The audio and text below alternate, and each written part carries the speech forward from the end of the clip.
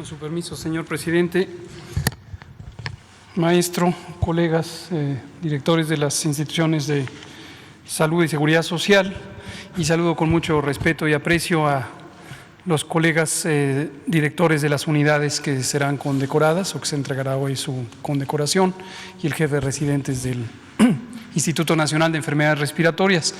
Muy buenos días tengan todas y todos ustedes. Compartiré, con base en el informe técnico más reciente, el que presentamos ayer por la noche en voz del doctor López Ridaura, el estado que guarda la pandemia de COVID-19 en México, y vamos primero con el informe general. Como se puede apreciar en esta curva epidémica de agregación semanal, la siguiente, por favor, la siguiente y la siguiente. En esta curva epidémica de agregación semanal que presentamos todos los días, monitoreamos uno de los indicadores importantes, que es el porcentaje de positividad.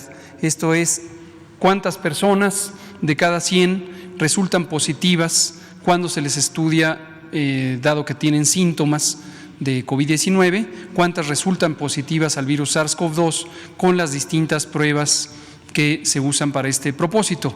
Recordar que desde hace ya 4 semanas estamos utilizando la prueba antigénica, la prueba rápida, particularmente en la Ciudad de México, y varias entidades federativas también ya lo incorporaban. Estas pruebas tienen sus virtudes, también tienen algunas limitaciones. La prueba definitiva es la prueba de PCR, pero en condiciones de uso adecuado. También la prueba de antígenos es una prueba de diagnóstico por laboratorio. Y lo que vemos es que 4 de cada 10, o 40%, resultan positivas al virus SARS-CoV-2 cuando se les estudia por laboratorio. La siguiente. Un elemento positivo, pero que definitivamente siempre hay que tomar en cuenta que puede variar, pero es muy importante mostrarlo según la condición en que se encuentre, es el porcentaje de cambio. Cuánto ha variado la epidemia de una semana a otra, y lo presentamos todos los días. En la semana más reciente, en la que está el corte de información, que es el cambio entre la semana 50 a la 51 del año, en este momento está transcurriendo la última semana epidemiológica de 2020, la semana 53, que es una semana parcial, solamente son los primeros 3 días, y vemos un cambio de reducción de 13%. Como informábamos y se muestra en la gráfica, esto ha ido variando. En la tendencia general desde la semana 40 del año, que es la primera semana de octubre, fue un cambio muy importante en la trayectoria. Habíamos tenido una reducción todo agosto, todo septiembre, y a partir de octubre empezó a aumentar el número de casos diarios, por lo tanto el número de casos semanales con respecto a lo que había estado ocurriendo. Sin embargo, para este cambio más reciente, de la semana 50 a la 51, hay una reducción de 13%. Como lo advertimos cada vez que presentamos esto, a lo largo de la semana, conforme van fluyendo los datos que provienen en todos los casos de las entidades federativas, se puede disminuir esta magnitud, este tamaño de la diferencia, de la reducción, y terminemos la semana con una reducción no tan sustancial. Sin embargo, con apertura de semana con reducción tan grande, muy probablemente se conservará la reducción. La pregunta natural es si esto es ya una tendencia definitiva. La respuesta es no necesariamente. Esto hay que monitorearlo todos los días y estar apreciando la tendencia. En su momento veremos, con el paso de los días y las semanas, si se sostiene esta reducción y hablamos ya de una tendencia sostenida a la baja. Lo iremos informando según sea el caso. La siguiente. Respecto a la mortalidad ha estado también a la alza desde el inicio de octubre, y tenemos incrementos menores en la medida en que se ha reducido la letalidad. La probabilidad de que una persona fallezca por COVID cuando está en atención médica a lo largo de la epidemia se ha ido reduciendo. Esto es muy positivo, es muy alentador, y tiene que ver con varias circunstancias. 2 principales es que el manejo médico de las personas enfermas es cada vez más efectivo y más eficiente, y también que las personas acuden más tempranamente a atención, a valoración y a atención. Y seguimos enfatizando esto como un mensaje muy importante a la población, no esperarse. Las personas que tengan los síntomas característicos de COVID-19, fiebre, tos, dolor de garganta, dolor de cabeza, los principales, particularmente aquellas personas que tengan 60 o más años de edad, o bien que tengan enfermedades crónicas como diabetes, hipertensión, obesidad y otras enfermedades crónicas, es muy importante que, sin esperar el diagnóstico por laboratorio, acudan a las unidades de atención de emergencias para que sean valoradas. Reducir este tiempo entre el inicio de los síntomas y la atención es muy importante para reducir la letalidad, la mortalidad.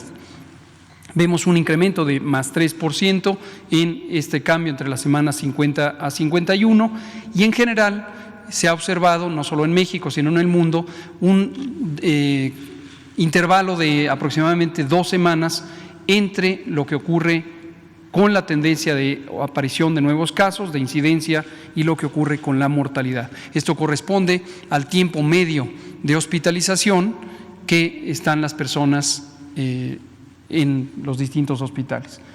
La siguiente, por favor. Finalmente, la ocupación hospitalaria es un asunto que, como comentamos casi todos los días, es de extremada importancia.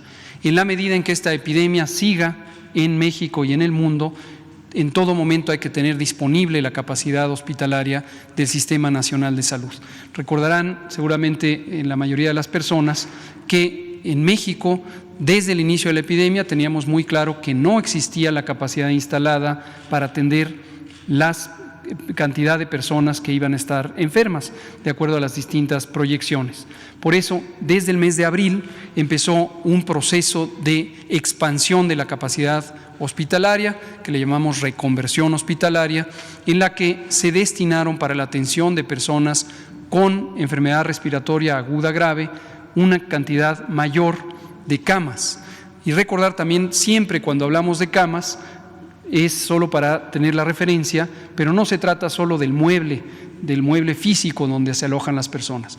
Lo más importante es tener el personal de salud especializado, el personal clínico, el personal de apoyo, también tener los insumos y los equipos, los ventiladores mecánicos, las bombas de infusión, los monitores, etcétera. Y esta capacidad hospitalaria en todo momento se necesita ampliar cuando aumenta la actividad epidémica. Es lo que vemos ahora, particularmente en el Valle de México, la Ciudad de México, el Estado de México, y siguen también otras entidades como Baja California, como Guanajuato, que están en una tendencia de crecimiento de la epidemia. Necesitamos siempre tener las camas disponibles haciendo estas reconversiones. En este momento lo que vemos es que la Ciudad de México es la entidad con la mayor intensidad epidémica y por consiguiente la que ha tenido mayor ocupación hospitalaria. Resta todavía una reserva en este momento de 13%, pero se está ampliando esta capacidad hospitalaria. En las últimas 2 semanas hemos logrado casi duplicar la cantidad de camas disponibles con la ayuda de las distintas instituciones de salud. Y la última diapositiva de este informe técnico sintético es la misma idea, pero para camas con ventilador. Estas son las camas necesarias para las personas críticamente enfermas. Es un tanto el análogo de las terapias intensivas y hay hospitales completos, como el Instituto Nacional de Enfermedades Respiratorias, que está destinado a personas críticamente enfermas. Estas personas críticamente enfermas, afortunadamente, son una minoría de las personas hospitalizadas por COVID-19, la enorme mayoría, más del 85%, son personas que no están críticamente enfermas, como lo vemos en la siguiente diapositiva, en donde vemos 3 líneas.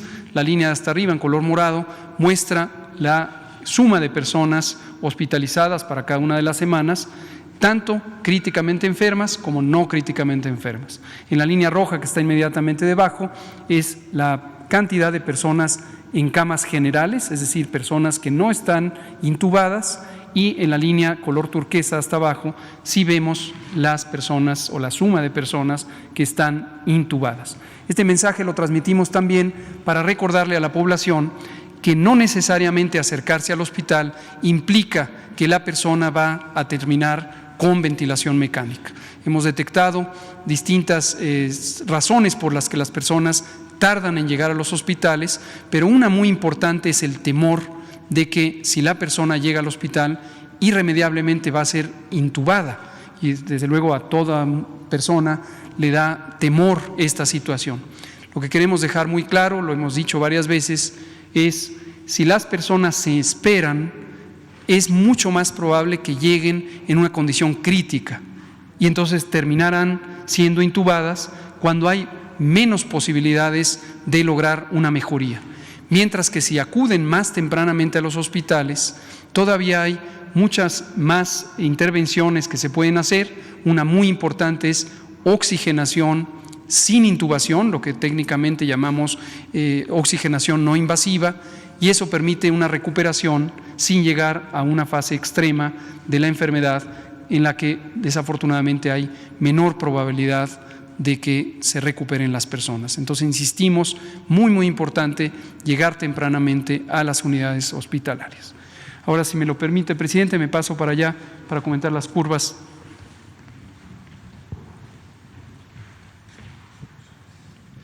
Vamos ahora a hacer un recorrido visual con las curvas epidémicas de las entidades federativas, como solemos hacerlo los martes del Pulso de la Salud, y el mensaje fundamental es identificar lo que está ocurriendo en la unidad, en la entidad federativa donde usted vive. Cada persona que nos escucha y nos ve podrá identificar cuál es la trayectoria de la epidemia, el cambio, si va aumentando, si va disminuyendo o está estable en el sitio donde vive.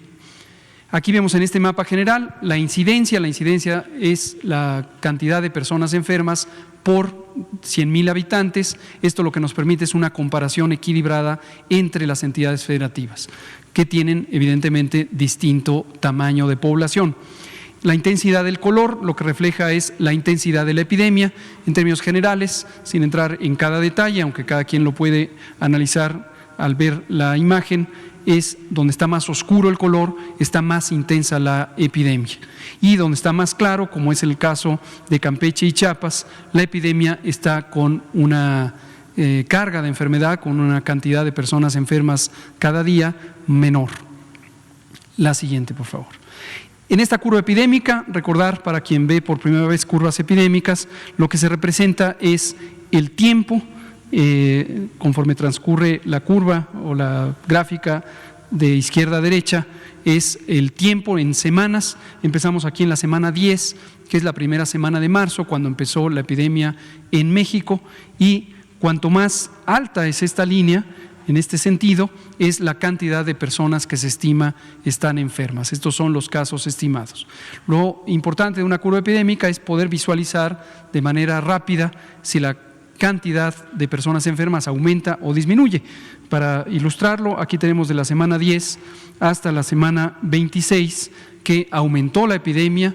Esto es marzo, abril, mayo, junio y finalmente julio, en donde llegamos a un punto máximo, y posteriormente en la semana 29 empezó a descender, y esto es agosto, septiembre.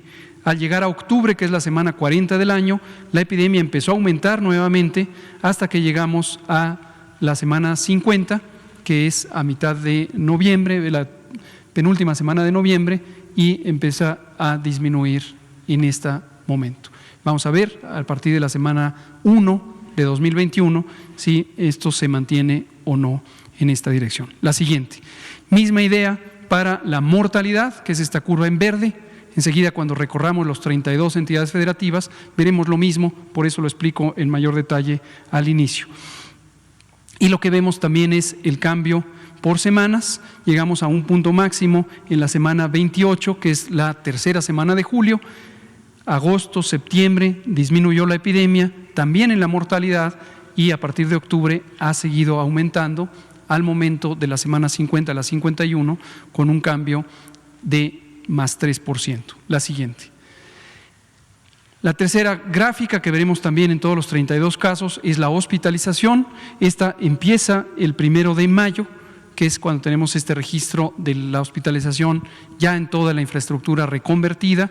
aunque esta después siguió aumentando, y vemos que estuvo aumentando, lo mismo hasta llegar al mes de julio, y después agosto, septiembre estuvo en descenso, y a partir de octubre la misma tendencia de ascenso a nivel nacional. Entonces, en resumen nacional, vemos por primera vez desde que empezó octubre que desciende la curva epidémica, desciende la cantidad de personas estimadas enfermas, todavía no desciende la cantidad de personas que lamentablemente fallecen por COVID-19 y todavía no desciende tampoco la cantidad de personas hospitalizadas en este momento. La siguiente. Para cada entidad federativa haremos este recorrido ya de manera más rápida y vamos mostrando la tendencia. Me concentraré en mi descripción en lo que ocurre en las semanas más recientes. Usaré solo el ejemplo de Aguascalientes para ilustrar la manera de describirlo. La semana 10 empezó a aumentar, después tuvimos junio, Aguascalientes estuvo en una etapa estable pero con importante actividad epidémica, con algunas fluctuaciones, subidas y bajadas, y posteriormente a partir de la semana 37, que fue a finales de septiembre, empezamos a tener este incremento que duró hasta la semana 46 en el mes de noviembre y ya lleva esta cantidad de semanas, 1, 2, 3 y 4, en descenso la epidemia. Cuando vemos una cantidad de semanas, no hay una cantidad fija para considerarlo, pero en general apreciativamente más de 2 o 3 semanas de una tendencia de descenso, consideramos que es muy probable que se mantenga esa tendencia de reducción de la epidemia. En este inserto que veremos en las 32 curvas, vemos la misma idea, pero para defunciones, y vean ustedes cómo también empezó a subir, con varios cambios, y tenemos aquí ya 2 semanas consecutivas de reducción de la mortalidad. El calendario aquí es el mismo calendario que acá. Y está en la esquina superior derecha el color del semáforo para la calificación más reciente, que estará vigente hasta este próximo viernes 1 de enero. La siguiente. Y también para las entidades federativas vemos la hospitalización. La curva amarilla es la suma de personas críticamente enfermas y no críticamente enfermas. La curva inmediatamente abajo es personas que no están críticamente enfermas y la línea de hasta abajo es personas críticamente enfermas. Nuevamente destacamos que la gran mayoría no están críticamente enfermas. Las hospitalizaciones varían mucho más, pero en general podemos reconocer tendencias y aquí vemos que en el caso de Aguascalientes desde octubre empezó este aumento y después se estabilizó y más recientemente ya está también en reducción. Finalmente, también en esta curva de hospitalizaciones vemos arriba el estado que guarda en proporción, en porcentaje, la disponibilidad de camas, tanto generales como camas con ventilador. Vámonos ahora sí más rápido y vamos viendo las 32 entidades. Baja California fue una de las primeras entidades afectadas, después tuvo una etapa de descenso sin haber terminado por completo el control epidémico, después empezó a subir en octubre y tiene apenas una semana de reducción en la cantidad de personas enfermas cada semana. Todavía no reduce la mortalidad, está en semáforo rojo. La siguiente, la tendencia de hospitalización todavía a la alza. La siguiente, Baja California Sur, vemos también descenso, posteriormente desde la semana 46, ascenso, todavía no desciende la cantidad de personas enfermas, aunque la mortalidad ha tenido este patrón de reducción. La siguiente es la hospitalización, todavía con incremento. La siguiente. Campeche fue el primer estado en pasar a color verde de su semáforo de riesgo COVID porque, como se ve en la curva, tuvo desde la semana 28, la tercera semana de julio, una reducción sostenida en la cantidad de casos diarios, reducción que se ha mantenido hasta ahora con una cantidad muy menor de casos, lo mismo la mortalidad y sigue en semáforo verde. Lo mismo para la hospitalización, en el caso de Campeche, vemos que todavía no ha habido una desocupación completa, pero vean ustedes, la ocupación es 6% y 2% para camas generales y con ventilador respectivamente. La siguiente. Lo mismo Chiapas, tuvo un descenso abrupto a partir de la semana 26, del año y después ha mantenido una intensidad de epidemia muy baja, tanto en casos nuevos como en defunciones. Sigue en semáforo verde. La siguiente, en hospitalización, Chiapas también se encuentra con una ocupación mínima, 5 y 6% de sus camas. La siguiente. En el caso de Chihuahua, llegamos a un punto de importante preocupación en la semana 44, 43 y 44 del año, porque tuvimos este incremento muy rápido, pero posteriormente, después de varias intervenciones que tienen que ver con el control comunitario de la epidemia, a partir de reducir la movilidad en el espacio público y también la ampliación de capacidades hospitalarias, tenemos ya una tendencia de reducción muy sostenida que seguramente ya se mantendrá, lo mismo en la mortalidad. La siguiente. Y la hospitalización concurrentemente o consistentemente también va en reducción. La siguiente. En el caso de la Ciudad de México, como lo hemos estado destacando, desde que la jefa de gobierno declaró la alerta por COVID, emergencia por COVID, es la zona que ha sido de mayor preocupación. Como lo hemos dicho todos los martes y en varias otras ocasiones, las grandes ciudades, las zonas muy pobladas, tardan más en responder a las intervenciones de control. Esto es un fenómeno muy claramente conocido en la epidemiología.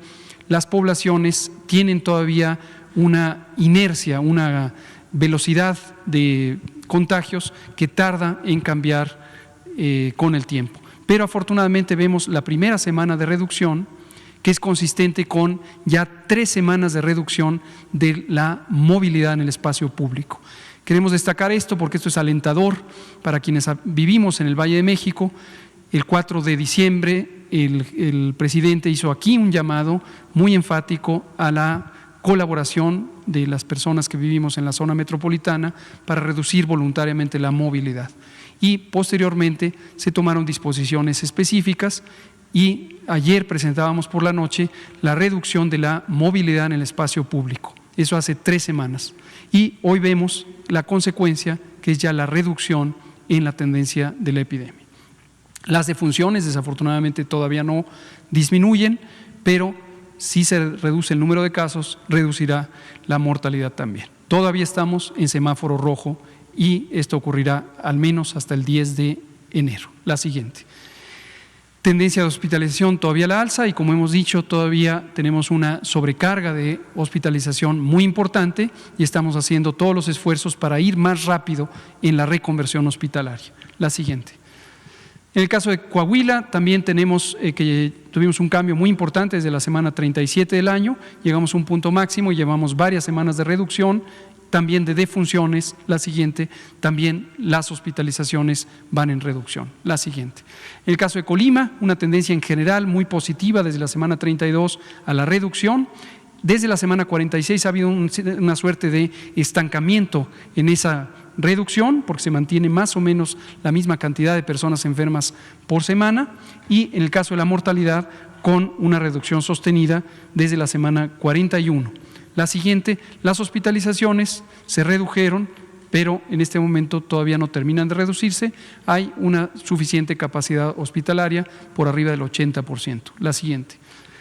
En el caso de Durango, también junto con primero Chihuahua y después Coahuila, le siguió Durango con este importante cambio desde la semana 38, en donde aumentó la cantidad de personas enfermas, pero ya llevamos 5 semanas consecutivas en donde hay una reducción sostenida, lo hay también en la mortalidad y lo hay también en la hospitalización. Entonces Durango también ya está en una fase de control epidémico sostenida. La siguiente. En el caso del Estado de México sigue un patrón casi idéntico al de la Ciudad de México. La razón es obvia, la mayoría de los casos están ocurriendo en la zona conurbada y después de un periodo largo de reducción tuvimos este incremento justamente en la primera semana de octubre, siguió aumentando, pero también vemos ya primera semana de reducción de la intensidad epidémica, aún no de las defunciones, la siguiente tampoco de la hospitalización. La siguiente. Guanajuato sigue un patrón semejante, pero ahí no está relacionado con lo que ocurre en el Valle de México. Vemos este incremento importante. El gobierno del estado de Guanajuato ha hecho un señalamiento de tomar las medidas correspondientes al semáforo rojo, a pesar de que aún en la calificación específica no se encuentra en semáforo rojo, pero respaldamos por completo la muy sensata y oportuna disposición del gobierno de Guanajuato de hacer medidas de restricción de la movilidad que corresponden con el semáforo rojo. Es muy oportuno para lograr cambiar esta trayectoria. Vemos ya resultado preliminar con reducción y apenas una semana de reducción de la mortalidad. La siguiente. La hospitalización todavía en fase de ascenso. La siguiente. El estado de Guerrero, en general, con un patrón de reducción desde la semana 25, con muchas variaciones, y desde la semana 44 con un proceso de aumento, no tan acelerado como en otras entidades federativas. Esperemos que empiece a tomar también una tendencia de control. La siguiente. Las hospitalizaciones, también muchas variaciones, y en este momento en general habían tenido reducción y solamente en los últimos 12 días tienen un incremento. La siguiente. El estado de Hidalgo, un patrón muy semejante al de la Ciudad de México, muy semejante al del Estado de México, muy semejante al de Guanajuato. Aquí enfatizamos el concepto de megalópolis. Existen 7 entidades federativas en el centro del país que comparten una enorme cantidad de personas que se movilizan. Y esto hace que la epidemia hasta cierto punto se comporte de manera semejante en todos estos 7 estados. Lo vamos a ver también para el caso de Morelos. Vemos la tendencia de incremento y apenas la primera semana de reducción que esperamos se sostenga, pero que todavía no se representa en la mortalidad. La siguiente tampoco en la hospitalización, donde en el estado de Hidalgo seguimos viendo esta tendencia de incremento con una muy importante saturación de los hospitales. En el caso de Jalisco, también dominado por Guadalajara y la zona conurbada de la capital del estado, vemos esta lentitud en la respuesta. Insistimos, los señalamientos aquí vertidos son de carácter técnico, no son una calificación o descalificación de las acciones que hacen los gobiernos estatales, son la representación objetiva de lo que ocurre con la epidemia. Vemos que durante muchas semanas se mantuvo en esta meseta, le llamamos meseta alta, a esta idea de que hay una gran cantidad de casos semanales que se conservan y que no empieza una tendencia de reducción. Y a partir de la semana 46 del año, esta tendencia de incremento y apenas también primera semana de reducción, tímidamente reflejada en cambio de reducción en la mortalidad. La siguiente, en la tendencia hospitalaria, todavía una fase de incremento en Jalisco. La siguiente. El estado de Michoacán, múltiples variaciones, esto corresponde con varias intervenciones que hizo el gobierno del estado y la Secretaría de Salud, que las comentamos en su momento, y vemos en estas semanas más recientes, desde la 46, esta trayectoria de ascenso y apenas la primera semana de reducción que ojalá se mantenga. La siguiente, lo mismo la hospitalización, una reducción sostenida desde el mes de agosto, pero posteriormente estos 15 días de incremento en la hospitalización. La siguiente.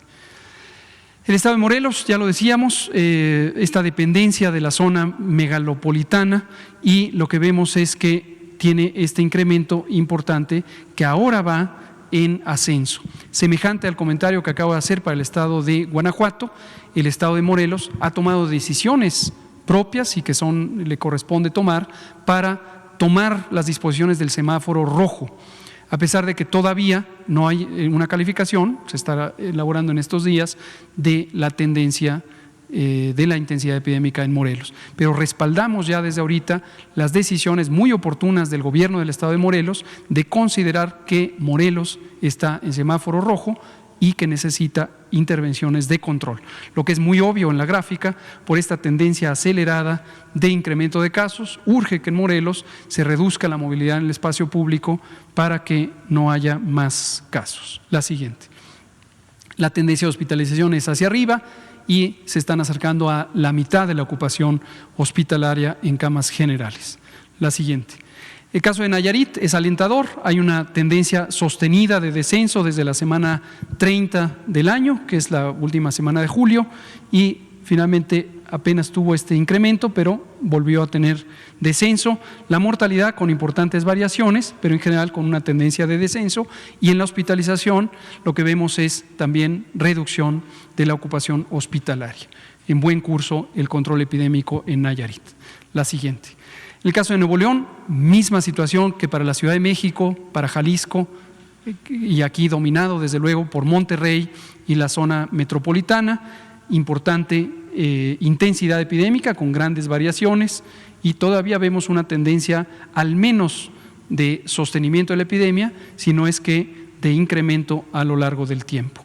La mortalidad, sin embargo, va en descenso, la siguiente, y la hospitalización con variaciones y en los últimos 12 días tendencia de incremento. La siguiente. El estado de Oaxaca también estancado en su reducción de la epidemia, con una tendencia general de ascenso desde la semana 44 y apenas la primera semana de reducción. La siguiente. Igual, la hospitalización está estable, pero con ocupación de la tercera parte de las camas destinadas a COVID. La siguiente. El estado de Puebla en general había tenido una tendencia muy positiva de reducción desde la semana 26, primeras semanas de julio, y se mantuvo hasta la semana 40. Después no tuvo incremento durante todo octubre y fue a partir de noviembre que empezó con incremento. El gobierno del estado de Puebla ha hecho un llamado también a reducir la movilidad en el espacio público porque tiene un riesgo importante de entrar en descontrol. Insistimos, el semáforo de riesgo COVID todavía lo muestra en naranja, pero nos parece oportuno que el gobernador del estado de Puebla y su equipo hayan tomado ya acciones anticipadas para reducir la movilidad en el espacio público. La siguiente, vemos que la trayectoria de ocupación hospitalaria también va en incremento. Puebla es uno de los 7 estados de la zona megalopolitana. La siguiente. Querétaro en general había tenido una tendencia de ascenso, de aumento, sostenida desde el inicio de la epidemia, ascenso mucho más acelerado a finales de septiembre, octubre, noviembre y ya tiene una señal positiva de reducción por 3 semanas consecutivas. Lo mismo la mortalidad empieza a reducirse y la hospitalización todavía está en una trayectoria de aumento. La siguiente. Quintana Roo, en general, un muy buen control, hay un poco de estancamiento, incluso una tendencia de aumento durante el mes de noviembre y en la siguiente vemos que la tendencia de hospitalización apenas empieza a tener un cambio hacia arriba, todavía tiene buena disponibilidad de camas hospitalarias. La siguiente, San Luis Potosí, también una zona de no fácil control por la movilidad que representa la zona central del Bajío, la parte alta del Bajío, y tenemos esta tendencia de estancamiento, pero en las últimas 4 semanas consecutivas de reducción, lo mismo la mortalidad, lo siguiente, lo mismo la hospitalización con importantes variaciones y la disponibilidad hospitalaria superior al casi 80%. La siguiente. Sinaloa es el estado que tiene la mayor cantidad de semanas consecutivas en reducción, con variaciones como suele ocurrir, pero desde la semana 23 con reducción de las defunciones, está en semáforo amarillo, la siguiente, y la hospitalización en reducción. Buen control epidémico en Sinaloa, la siguiente. Sonora había tenido una muy buena reducción desde la semana 28 del año, la tercera semana de julio, después a partir de noviembre es cuando empezó en ascenso, tiene ya 3 semanas de reducción, pero todavía la mortalidad está en ascenso. La siguiente. Lo mismo la hospitalización, apenas es en la última semana donde ya se muestra una reducción, pero por ser uno de los indicadores más tardíos es alentador que empezará a entrar en control. La siguiente. Tabasco, muy semejante, tuvo una reducción desde el final de julio, todo agosto, todo septiembre y a mitad de octubre es que empezó a tener esta tendencia de incremento. Afortunadamente en la última semana vemos ya esta reducción, todavía no se refleja en las defunciones, la siguiente todavía no se refleja en la hospitalización. Esperamos que se mantenga esta tendencia y se reduzca ya la epidemia también en Tabasco. Tamaulipas, ya casi por terminar, tenemos esta reducción sostenida, pero todo octubre, todo noviembre ha tenido una meseta en donde hay estabilidad de la epidemia, pero todavía con importante carga, tanto en casos como en mortalidad, la siguiente, como en hospitalizaciones, con buena capacidad hospitalaria todavía disponible. La siguiente, Tlaxcala, que había tenido también una reducción, este es un patrón muy semejante al de Tabasco, había tenido una reducción sostenida, pero a partir de octubre, con este cambio hacia arriba, Tlaxcala también está en la zona megalopolitana y podría ser afectada de esta tendencia general de todas las entidades federativas de la región centro, las defunciones a la alza, la siguiente, y la hospitalización a la alza. Sería prudente que en Tlaxcala ya se empezaran a hacer algunas intervenciones correspondientes a el control de la movilidad. La siguiente. Veracruz en general con una tendencia a la baja, muy parecido al patrón al de Campeche, aunque se quedó con todavía una importante cantidad de casos semanales desde todo octubre y noviembre, reducción de mortalidad, la siguiente, y reducción de la hospitalización. La siguiente. Casi para terminar, Yucatán, una tendencia general de reducción con importantes variaciones, pero en general desde la semana 32 tenemos una tendencia a la baja y después una disminución más lenta, lo mismo en la mortalidad, la siguiente, y en las hospitalizaciones está estable en la ocupación hospitalaria, pero con buena capacidad hospitalaria, casi del 90% de disponibilidad. La siguiente. Zacatecas, el último estado en el orden alfabético, tuvo, igual que Querétaro, una tendencia de ascenso, ascenso, ascenso, un corto periodo durante agosto de reducción y después septiembre, octubre, noviembre en ascenso, pero afortunadamente, noticia positiva, ya lleva 3 semanas consecutivas de descenso, se refleja en la mortalidad y se refleja en la hospitalización. Cuando vemos los 3 indicadores consistentemente a la baja, ya es mucho más alentador de que hay un control epidémico. En resumen, la epidemia continúa activa en México y debemos seguir con las medidas de prevención. Ya arrancó la vacunación contra COVID desde el 24 de diciembre, esto es muy alentador, pero es muy importante la prudencia porque durante el tiempo que tarde la aplicación de la vacuna, la epidemia seguirá en México y en el mundo. Entonces debemos seguir con las medidas de control. Son 6 entidades federativas las que tienen la tendencia general de ascenso rápido, otras están en un periodo intermedio, son las que están en color naranja y se sostienen Chiapas y Campeche como entidades con una mínima actividad epidémica. Esto es todo, presidente.